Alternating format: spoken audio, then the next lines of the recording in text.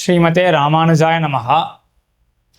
பக்தினா என்ன, பிரபத்தினா என்ன என்று நம் ஆச்சாரியர்கள் சுருக்கமாக மிகவும் அழகாக தெரிவிக்கிறார்கள். பக்தினா பற்றிற்றெல்லாம் பற்றி அவனையும் பற்றுவது பக்தி. சரணாகதி பிரபத்தி என்றால் விட வேண்டியதெல்லாம் விட்டு தன்னையும் விடுவது சரணாகதி என்று தெரிவிக்கிறார்கள். அதெனது பற்றிற்றெல்லாம் பற்றுவது? பக்தி யோகம்ன்றது எல்லா யத்தனங்களும் எல்லா முயற்சிகளுடன் கூடினது தான் பக்தி யோகம். ஒன்று நின்று நற்றபம் செய்து ஊழி ஊழி தோறெல்லாம் நின்று நின்று அவன் குணங்கள் உள்ளி உள்ளம் தூயராய் சென்று சென்று தேவ தேவ ரொம்ப ரொம்ப ரொம்பராய் அன்று எங்கள் செங்கன் மாலை யாவருக்கான வல்லரே புன்புல வழி அடைத்து அற கிளச்சினை செய்து நன்புல வழி திறந்து ஞானனர் சுடற்கொழி என்பிழல்கி நெஞ்சுருகி உள்கணிந்தெழுந்ததோர் அன்பில் அன்றி ஆழியான யாவர் காண வல்லரே அப்படின்னு திருமழிசை பிரான் திருமழிசை ஆழ்வார் பல பாசுரங்கள்ல திருச்செந்தபுரத்தில் பல பாசுரங்கள்ல பக்தி யோகம்ன்றது எப்படி செய்ய வேண்டும் என்று அருளி செய்கிறார். மிக மிக கடினமானது பக்தி யோகம். ஜென்மாந்தர சஹசிரேஷு தபோஜான சமாதிபிகி நராணாம் க்ஷீணபாபானாம் கிருஷ்ணே பக்தி பிரஜாயத்தே என்று பல ஜென்மங்கள்ல சிறந்த தபசு சமாதி இதெல்லாம் இருந்ததே என்றால் அப்பொழுது கண்ணன் திருவடிகளில் பக்தியானது பிறக்கும். அது வளர வேண்டும். பரபக்தி அதுவே சாட்சாத்கார ரூபமாக பரஞானமாக வளர வேண்டும். அதற்கு பிறகு எம்பெருமானை விட்டு ஒரு நொடி பொழுது பிரிய முடியாது அப்படின்ற அளவுக்கு பரமபக்தியாக வளர வேண்டும். இப்படி கடினமாக இருக்கக்கூடியது தான் பக்தி யோகம். ஆக பற்றிற்றெல்லாம் பற்றி அப்படின்னா இவ்வளவு செய்ய வேண்டியதாக இருக்கு, கடினமாக இருக்கு பக்தி யோகமானது. இதுல நான் என்னுடைய பலத்துக்காக செய்கிறேன் அப்படின்ற எண்ணமும் கூடவே இருக்கும். நான் இவ்வளவு கஷ்டப்படுறேனே எதற்காக? அப்போதான் பகவானை போய் அடைய முடியும், அப்போதான் மோட்சத்துக்கு போக முடியும், அதற்காக இத்தனை கஷ்டப்படுறேன் அப்படின்னு. ஆக இப்படி கஷ்டப்பட்டு தான் சம்பாதிக்கக்கூடியது அதுதான் பக்தி யோகம். இந்த பக்தி யோகத்துல ஒரு சிறந்த நன்மையும் இருக்கு. என்னன்னா சுசுகம் கர்த்தும் அப்படின்னு கண்ணனே கீதையில சொல்றான். பண்ணும் பொழுது எம்பெருமான் மிகவும் பிரியமான விஷயமாக இருக்கிறதுனால அப்போ இந்த பக்தியும் பண்ணும் பொழுது பிரீத்தியாக தான் இருக்கும். ஆனா அப்படிப்பட்ட பிரீத்தி விளையறதுக்கு இவன் எத்தனை ஊழிகாலம் கர்மயோகத்தை அனுஷ்டிக்கணும், எத்தனை ஊழிகாலம் ஞான யோகத்தை அனுஷ்டிக்கணும், அதற்கு பிறகுதான் இவனுக்கு பக்தி யோகமானது வரும். ஆக பக்தி சிறந்த பக்தி பிறந்ததே என்றால் அது ஸ்மரியமானசிய அத்தியர்த்த பிரியத்வாத் ஸ்வயமபி அத்தியர்த்தம் பிரியபூதா பவதி அப்படின்னு எம்பெருமானார் சாதிக்கிறார். ஸ்மரிக்கப்படுகின்ற எம்பெருமான் மிகவும் பிரியமாக இருக்கிறபடினால ஸ்மரணம் அந்த பக்தியே பிரியமாக இருக்கும். சரிதான். ஆனா அப்படிப்பட்ட ஸ்மரணம் பக்தி எப்போ வரும்? அதற்கு எண்ணில்லாத காலமெல்லாம் கர்மயோகத்தை செய்ய வேணும் இல்லையா? உடம்ப கிளேசப்படுத்திட்டு கர்மயோகத்தெல்லாம் செய்ய வேணும். ஆக பக்தி எப்படி பார்த்தாலும் கடினமானது தான். அதை தான் நம்ம ஆச்சாரியர்கள் சாதிக்கிறார்கள். பற்றிற்றெல்லாம் பற்றி இவ்வளவும் செய்து நான் பண்றேன் அப்படின்ற அந்த அகங்காரமும் ஒட்டி கொண்டு இருந்து அப்போ கூட போராது. பற்றிற்றெல்லாம் பற்றி அவனையும் பற்ற வேண்டும். இவ்வளவு பண்ணியாச்சு, அப்படியே மோட்சத்துக்கு போயிடலாமா என்றால் போக முடியாது. ஏன்னா இதெல்லாம் ஒரு செயல் தானே. கர்மத்தை செய்யறதாகட்டும், இல்லாட்டி நான் யோசிக்கிறதாகட்டும், இல்லாட்டி நான் என்னுடைய அன்பாகட்டும், இதெல்லாம் ஒரு விதமான செயல்கள் தான். செயலே பலனை கொடுக்காது. அந்த செயல்னால பிரீத்தி அடைந்த ஒரு பரமச்சேத்தனன் அறிவாளியான சர்வஜனான எம்பெருமான் பகவான் அவன் தான் பலத்தை கொடுக்கணும். அப்போ நாம் இவ்வளவு முயற்சிகளை செய்யறோம், கூடவே சேர்த்து அது மட்டுமே போதாது, எம்பெருமானும் வேண்டி இருக்கு. அதைதான் நம்ம ஆச்சாரியாலாம் சாதிக்கிறா. பற்றிற்றெல்லாம் பற்றி அவனையும் பற்றுவது, பலத்தை கொடுக்கறதுக்கு அவனையும் பற்ற வேண்டும், அதுதான் பக்தி யோகம் என்று. சரணாகதி எப்படி அப்படின்னா விட வேண்டியதெல்லாம் விட்டு தன்னையும் விடுவதுதான் சரணாகதி அப்படின்னு சாதிக்கிறார்கள்.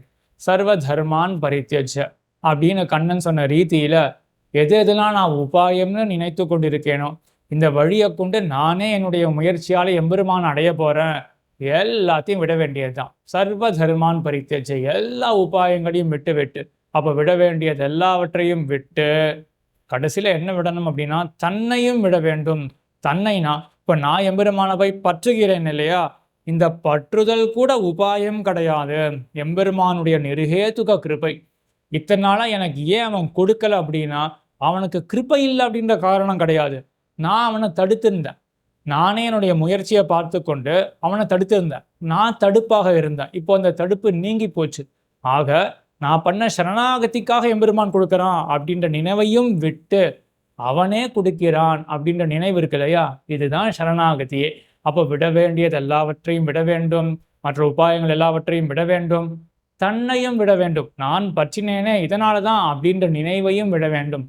இதுதான் சரணாகதி அப்படின்னு ஆச்சாரியர்கள்லாம் அழகாக சாதிக்கிறார்கள். இப்படிப்பட்ட சரணாகதி விஷயமாக, பிரபத்தி விஷயமாக நஞ்சியர் இடத்துல ஒரு சிஷ்யர் போய் ஒரு ஆச்சரியமான கேள்வி கேட்க ரொம்ப அழகான பதில் நஞ்சியர் உரைக்கிறார்.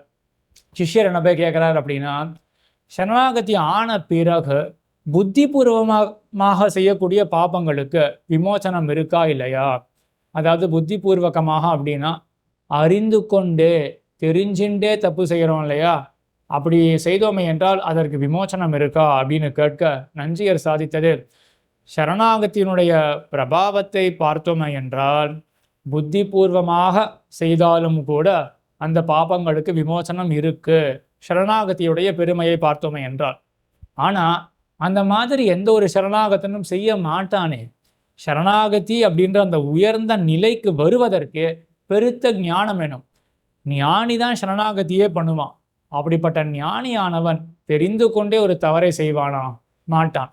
சரி, பிராமாதிகமாக தெரியாமல் செய்தார்களே என்றால் அதற்கு நஞ்சியர் சாதிக்கிறார், அனுதாபம் அப்படின்ற பராயஷ்சித்தம் இருக்கு, அதுவே போதும். பశ్చాத்தாபம், வருத்தப்படுறது, பிறகு ஐயோ இப்படி செய்து விட்டோமே அப்படின்ற அந்த வருத்தமே போதும் அப்படின்னு நஞ்சியர் சாதித்தார். இதே கணக்கில் இந்த கிரமத்தில் எம்பெருமானாரை பற்றின ஒரு சுவையான சரித்திரம், முக்கியமான சரித்திரமும் கூட. என்னன்னா, சிரியாத்தான் என்பவர் எம்பாரை அணுகி, அவருடைய ஆச்சாரியர் போல இருக்கு சிரியாத்தானுடைய கணியனூர் சிரியாத்தான், அவருடைய ஆச்சாரியரான எம்பாரை அணுகி, எம்பாரே எனக்கு தஞ்சமாக இருப்பது ஒரு வார்த்தையை அருளி செய்ய வேணும் அப்படின்னு எம்பார் இடத்துல கேட்டாராம். அதற்கு எம்பார் சாதித்தாராம், தாசரதி எம்பெருமானார் ஸ்ரீபாதத்வயமொழிய தஞ்சம் உண்டோ அப்படின்னு சாதித்தாராம். தாசரதி அப்படின்னு கூப்பிட்டார். கணியனூர் சிரியாத்தான் அப்படின்றது அவருடைய திருநாமம், கணியனூர் அப்படின்றது ஊரை கொண்டு அவருக்கு வந்த திருநாமம், அதே போல சிரியாத்தான் அப்படின்றதுலாம் பட்ட பெயர். அவருடைய இயற்பெயர், மாதா பிதாக்கள் சூட்டின பெயர் தாசரதி என்று இருக்க வேணும். அந்த செல்ல பெயரை, அந்த இயற்பெயரை கொண்டே பட்ட பெயரெல்லாம் விட்டு விட்டு ஆச்சாரியரான எம்பார் என்ன பண்ணார் அப்படின்னா, தாசரதி அப்படின்னு கூப்பிட்டு, எம்பெருமானார் ஸ்ரீபாத துவயம் மொழிய வேறு ஏதாவது புகழ் உண்டோ, தஞ்சம் உண்டோ அப்படின்னு கேட்டாராம். பொதுவாக நம்ம ஆச்சாரியெல்லாம் என்ன பண்ணுவா, அப்படி எனக்கு தஞ்சமாக இருப்பது ஒரு வார்த்தையை சொல்ல வேண்டும் அப்படின்னா துவயத்தை சொல்லுவா. துவயத்தை சொல்கிறது அப்படின்னா துவயத்தினுடைய அர்த்தத்தை சொல்கிறது.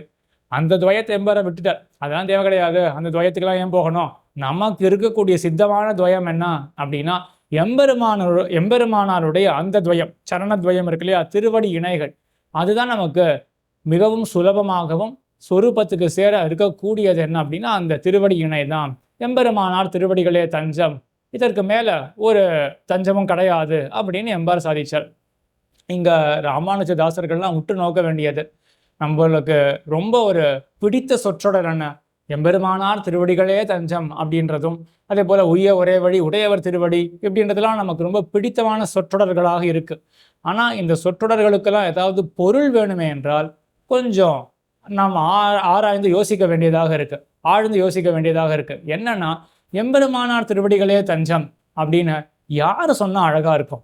ஞானிகள் சொன்னாதான் அழகாக இருக்கும், ராமானுஜ தாசர்கள் சொன்னாதான் அழகாக இருக்கும். அது யார் ஞானத்தோடு இருக்கக்கூடிய ராமானுஜ தாசர்கள் என்றால், எம்பெருமானார் சம்பிரதாயம் என்ன அப்படின்றத நன்றாக முதல்ல அறிந்து கொள்ள வேணும். அதற்கு ஸ்ரீபாஷ்யத்தை பற்றி கொஞ்சம் அறிவு தேவை. அதற்கு பிறகு அருளி செயல் பற்றி கொஞ்சம் ஆழமான அறிவு தேவை. அதற்கு பிறகு ரகசியத்திரயத்திலே பொழுது போகணும். இப்படி இருக்கக்கூடியவர்கள் தான் ராமானுஜதாசர்கள், ஞானிகள் தான் ராமானுஜதாசர்கள். ராமானுஜருக்கு இல்லைன்னா வருத்தமாக இருக்காதா? ஞானமே இல்லாமல் நான் ராமானுஜருடைய சிஷ்யன், ராமானுஜருடைய தாசன் அப்படின்னு சொன்னால் அது எம்பெருமானாருக்கு தான் இழுக்கு. ஆகையினால ராமானுஜதாசர்கள் அப்படின்னு நினைத்து கொண்டிருக்கிறவர்கள் எம்பெருமானாருக்கு ஒரு பெருமை சேர்க்க வேண்டும் என்று நினைத்தீர்களாகில், அப்போ முதல்ல எம்பெருமானார் சாதித்த ஸ்ரீபாஷ்யம் தொடங்கி அதற்கு பிறகு அருள் செயலை நன்றாக, அதற்கு பிறகு ரகசிய திரயத்திலே பொழுதுபோக்குமாறு வைத்து கொண்டோமே என்றால், அப்போ நான் ராமானுஜதாசன் அப்படின்னு சொன்னால் எம்பெருமானாருக்கும் ஒரு பிரீத்தி இருக்கும். அதற்கு பிறகு பிரீத்தி அடைந்த எம்பெருமானார் இருக்காரே, அவர் திருமுன்பே போயிட்டு எம்பெருமானார் திருவடிகளே தஞ்சம் அப்படின்னு சொன்னால் அது எம்பெருமானாருக்கும் அழகு, நம்முடைய சொரூபத்துக்கும் சேர்ந்ததாக இருக்கும் என்று எல்லா அடியார்களும் நினைவிலே கொள்ள வேண்டும். ஆழ்வார் திருவடிகளே சரணம், எம்பெருமானார் திருவடிகளே சரணம், ஜீயர் திருவடிகளே சரணம்.